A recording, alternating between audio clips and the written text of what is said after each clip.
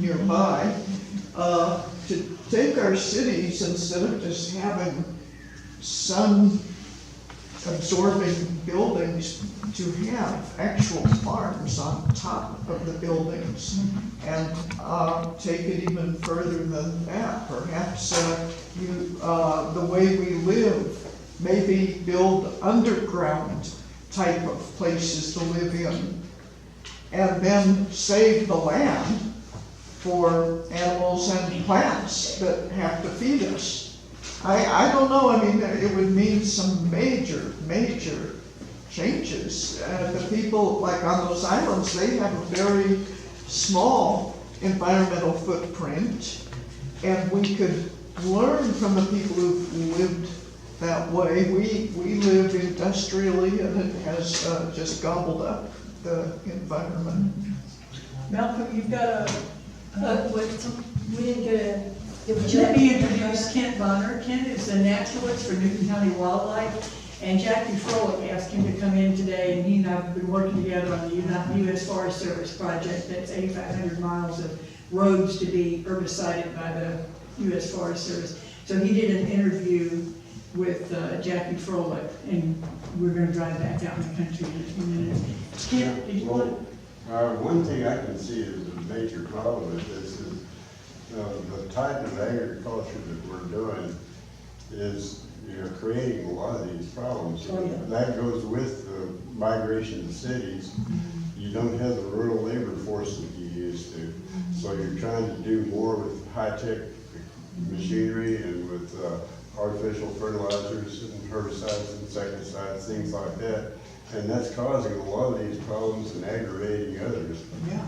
So I think the solution would be partially a return to what we were doing more traditionally as far as farming goes, and getting more people back on the landscape, to try to deal with this kind of stuff. I think, incrementally people can deal with problems like that better than, just collectively, trying to assign a handful of people to do the same thing with high tech.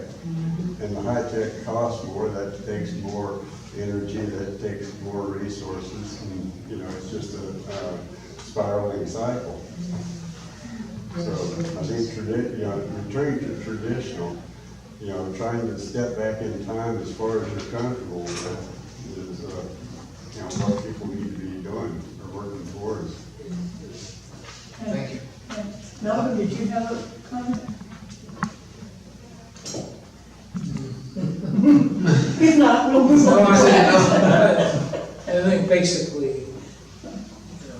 the population problem is going to take care of itself.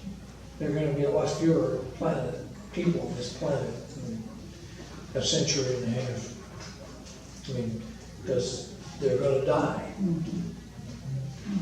Why are they going to die?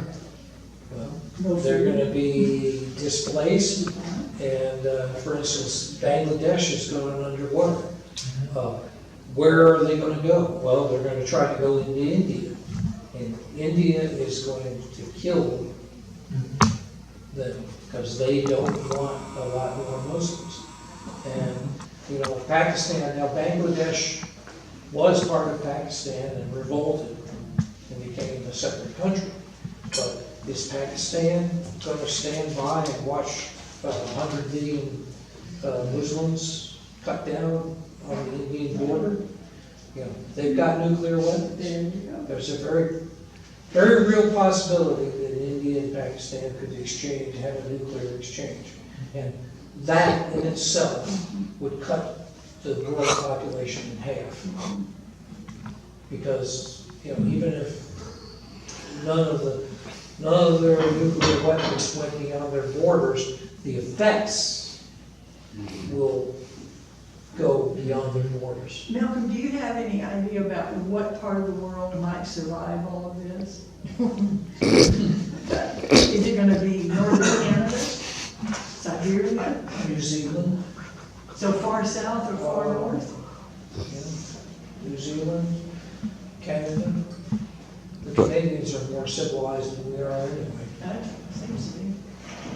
Thank you.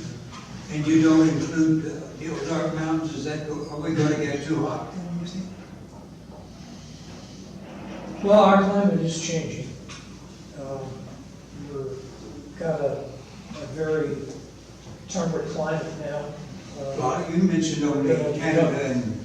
It's gonna be subtropical. And when the ice caps melt, if you live in southern Arkansas, you'll practically have beachfront property. Little Rock, south of that's called Gulf Coastal Lowlands. I think, I'm kind of more thinking about what do we need to do to survive this interim where everything is in flux.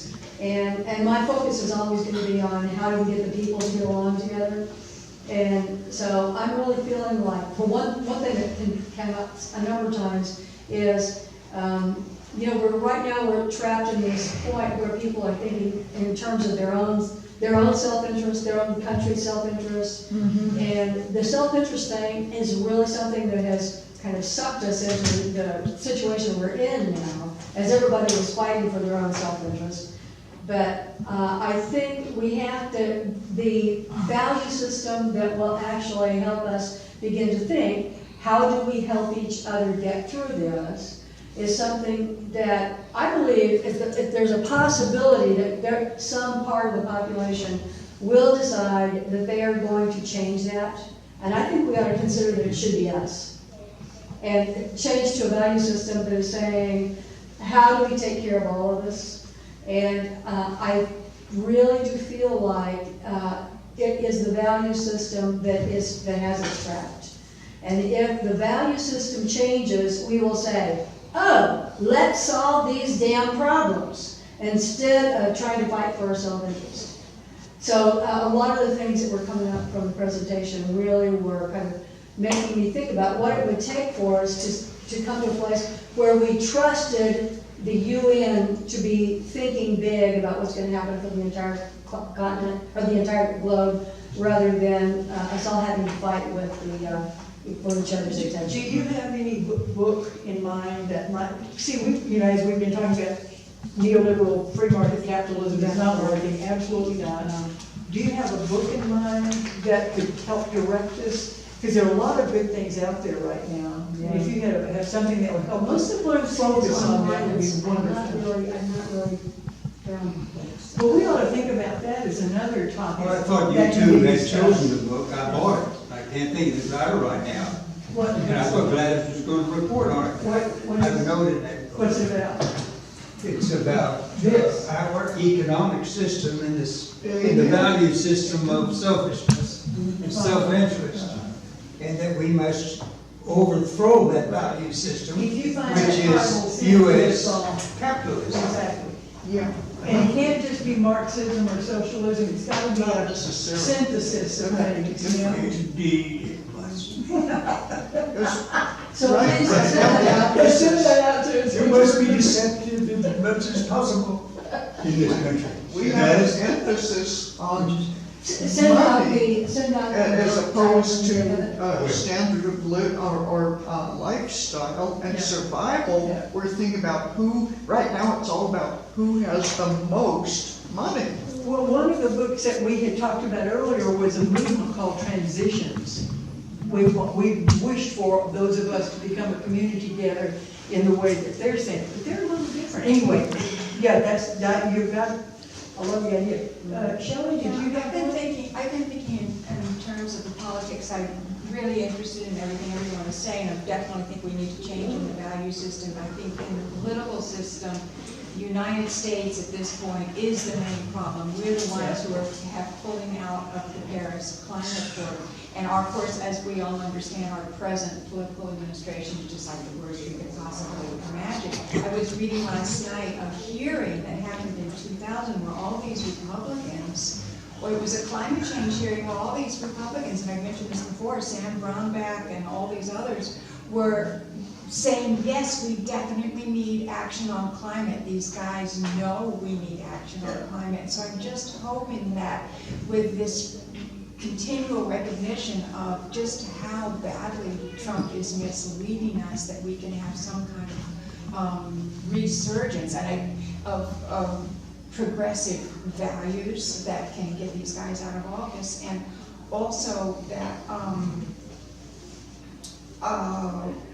what was I gonna say? Anyway, another thing is that so many of these people in Palatine, they do recognize at least the necessity to protect agriculture. And more as people are experiencing the loss of agriculture and experiencing these migrations that are happening, I'm hoping that will drive increased recognition that we have to do something, and that will drive the political system. That just take some action on it. And we were ready earlier. I know what I was going to say. Citizens United came in 2010 and just wiped everything out. Yes. And so we have to rebuild that coalitions that can get some progressives and get rid of Citizens United. Which means national politics. Yeah. Anybody else? Dick? Well, everything has been covered, so let me remember one of the books we've had, or is it coming up? Well, Unprecedented Crime. It's in August. It's in August. This book makes the case that the fossil fuel company CEOs and owners are guilty of war crimes. Right. Because they not only knew the truth, Right. they not only were passive, they were not passive, they actively covered it up. Right. And so this is a serious crime. That's a felony in United States law if you cover up a crime.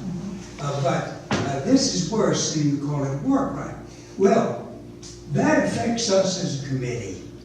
We now know for an absolute certainty what most people in Arkansas can say, oh, we never knew that. And so this does put a greater burden and pressure upon us as a committee to try to do more, and I'm not talking about becoming on the streets, but to somehow to encourage Omni, all the peace movement, to be more aggressive than we have been. Because we have talked about this now since 2006. The moral outrage is certainly in that book, Unprecedented Crimes. Yes. Moral outrage. Yes. Does it mention the Koch brothers? Probably. Well, I'm sure it does. I'm sure it does. But you're going to report on In it August, yeah. in August. Right. You all be sure and look at the Omni, is it omnicenter.org or omni.org? I'm saying. Omnicenter.org. It is. Remember, I tried Omni.org. That was wrong. And you will find on the left-hand side of that page all the future books. And Good. there's also a link that They're you good go books. to suggested reading as well. And I would love it if y'all, go to the things that Joey and Gladys and I send out a lot of times. Yeah. And send back to us stuff that you all think would be a great topic. Like today, we came up with, 3 topics? At least. Gladys's this one, and water for stress, and what was another? Les, what is your topic on? Well, The it's about the value value, the change in value. Well, I'm sure there's a book that you all chose. Maybe Maybe it was in the future. I hope I didn't buy a book. So next time, it's gonna be Gladys is presenting on a food plan for Fayetteville itself. And it comes from Luoni and Design at the University and Agriculture Department. And something that, if we're